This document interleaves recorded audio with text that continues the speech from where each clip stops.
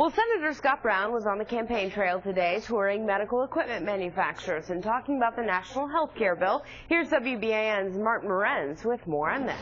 Senator Scott Brown toured Belmont Instruments today. The medical manufacturer makes a blood transfusion device used in the U.S. and by American forces in Iraq and Afghanistan, where it has saved the lives of soldiers and civilians. We tend to focus on the clinical need for the patients to really make a difference in their outcome.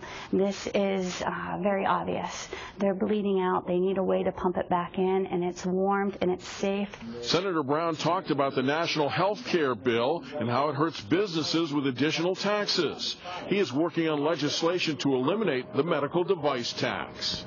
They just put a major expansion in here. They're doing some amazing life-saving work. Every medical device company I've heard from and visited has said it's going to crush us. They're already looking to ship things overseas. They're already readjusting, laying off. And it's for Massachusetts, it's a job killer.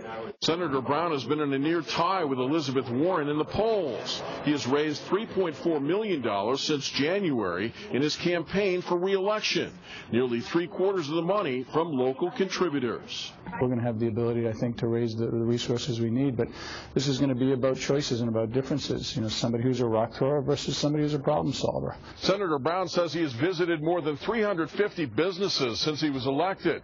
He says this has enabled him to research companies and file legislation to create and save jobs.